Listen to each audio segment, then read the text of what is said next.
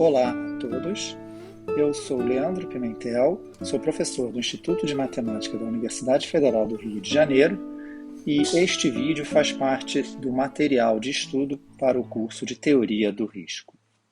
Neste bloco sobre modelos do risco individual e do risco coletivo, falaremos sobre o tópico distribuição para o valor de um sinistro. As distribuições aqui apresentadas podem ser aplicadas tanto para o modelo individual quanto para o modelo coletivo. Iremos sempre usar a notação representando a variável como x,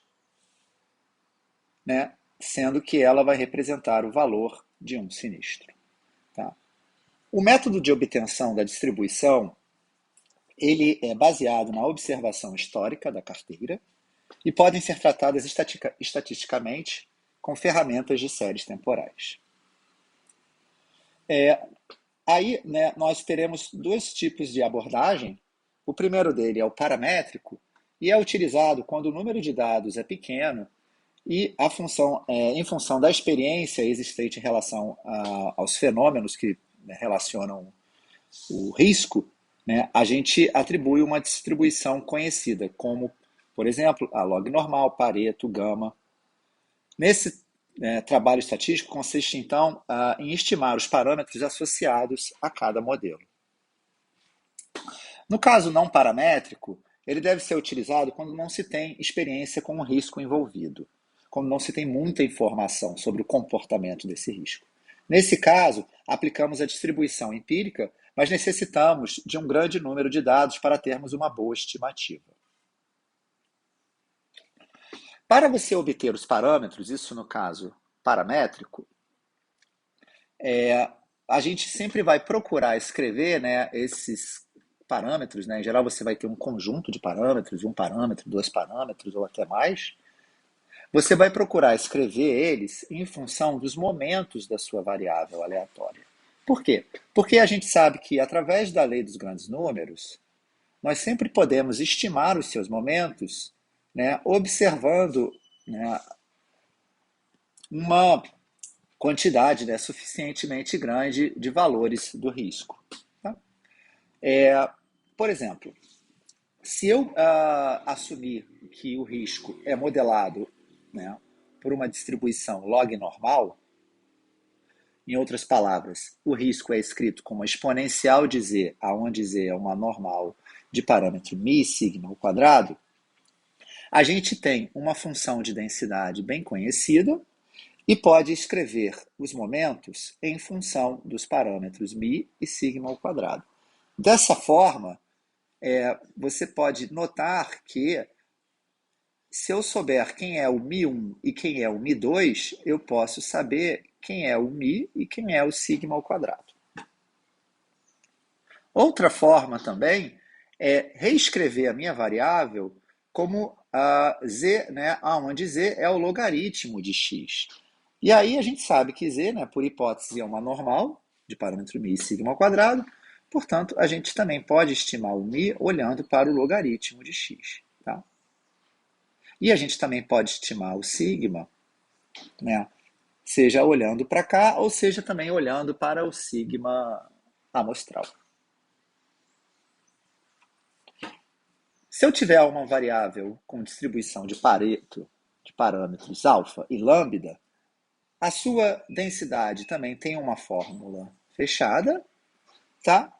E ela pode ser usada em seguros onde você tem, por exemplo, incêndios vultuosos ou resseguros relacionados a catástrofes.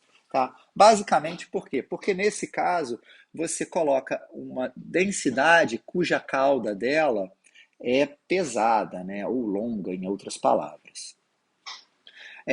Para essa densidade, a gente também pode escrever os momentos da variável em função dos seus parâmetros lambda e alfa. De forma que, se eu souber o μ1 e o μ2, eu posso saber quem é o alfa e quem é o lambda. De forma que, ao estimar o Mi1 por Mi1 barra e o Mi2 por Mi2 barra, eu posso ter estimativas dos parâmetros alfa e lambda envolvidos no risco. No caso da gama, a gente também tem uma fórmula fechada para a densidade em função dos parâmetros alfa e beta.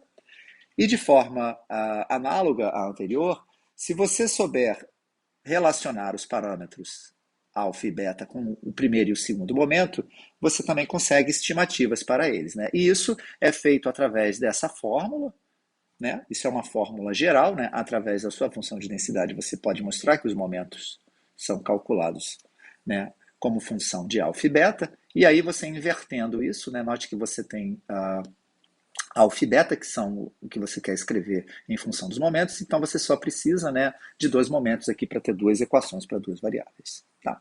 Bom, e aí você pode, né, finalmente estimar o alfa e beta dessa forma. Eu vou dar um exemplo. Suponha que eu tenha uma tabela de frequência, né, através da observação do valor de um sinistro. Tá? E aí eu tenho o valor de 200, né, ocorrendo com 2%, né, de frequência, tá? E assim por diante, até o último valor aqui, 3.400, ocorrendo com 1% de frequência. Tá bom? Então, em cima desses valores, eu posso estimar os momentos da minha variável. Tá? Então, por exemplo, baseado nessa tabela, eu calculo o Mi1 amostral e o Mi2 amostral e chego a esses valores. Portanto, se eu assumir que o meu risco tem uma distribuição log normal, o Mi aproximado vai ser dado por esse valor e o sigma aproximado vai ser dado por esse valor. Aqui eu estou exatamente usando aquelas fórmulas que a gente viu nos slides anteriores. Se eu assumir que meu risco tem uma distribuição gama, então também usando as fórmulas anteriores eu vou ter um alfa aproximadamente dado por esse valor e um beta aproximadamente dado por esse valor.